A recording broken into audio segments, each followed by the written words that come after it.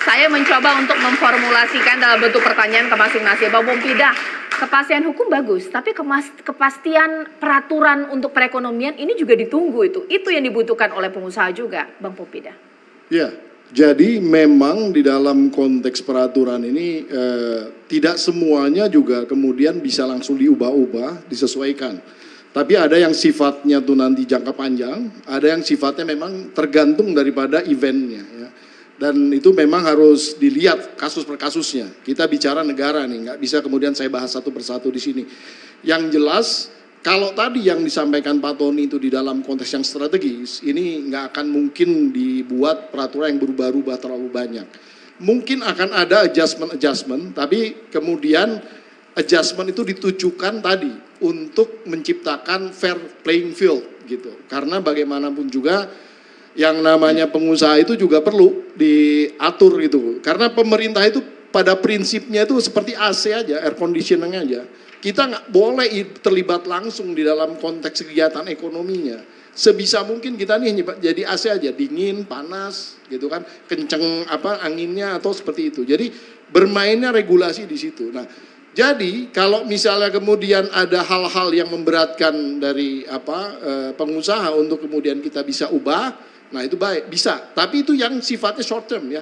Tapi kalau yang sifatnya long term ini sebaiknya kita jaga. Karena tadi korelasi di dalam konteks investasi dan selama ini juga sebenarnya Republik Indonesia ini cukup bisa dipegang ya oleh investor luar yang bersifat jangka panjang. Kita nggak pernah kemudian melakukan one prestasi di dalam konteks apapun juga komitmen dengan investasi jangka panjang dari luar. Jadi apapun yang saya lihat Indonesia cukup bagus di dalam konteks. Nah, tinggal basis-basis proses manajemen di dalamnya tadi diperbaiki lagi gitu. Dan tadi kalau dilihat dalam konteks UMKM gitu, sebetulnya di dalam prosesnya tadi Pak Tony juga bicara digitalisasi, jadi saya langsung combine. UMKM kalau mau kita upscaling juga harus involve di dalam konteks digitalisasi ini, kalau nggak mereka tertinggal. Dalam konteks digitalisasi tidak hanya di dalam konteks kebersertaan mereka untuk kemudian bisa involve secara kecepatannya itu ya, yang dia bisa nikmati, tapi juga kemudahannya. Nah, kami kemudian mewacanakan bahwa yang namanya contoh payment gateway atau QRIS atau apapun namanya, itu akan dibebaskan oleh kami di dalam konteks transaksi sampai limit tertentu nanti kita lihat. Karena kan nggak semuanya bisa kita realisasikan aturannya, jadi kita harus atur. Tapi untuk limit-limitan tuh masa misalnya transaksi-transaksi kecil makan bakso aja QRIS-nya gede gitu kan kasihan sebenarnya mereka. Nah ini yang akan kita bebaskan.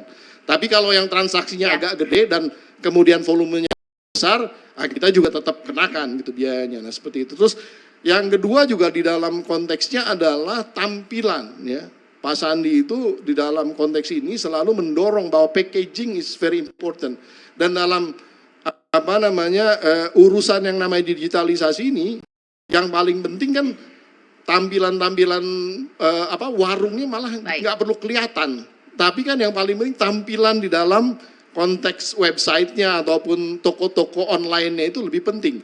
Nah ini diajarin kepada si UMKM ini untuk bisa terlibat secara digital dan kemudian bisa menikmati tadi percepatan tadi. Kira-kira seperti itu gambarannya. Belum, masih panjang lagi sebenarnya ini. Sekarang saya ke Pak Amin ya, ibarat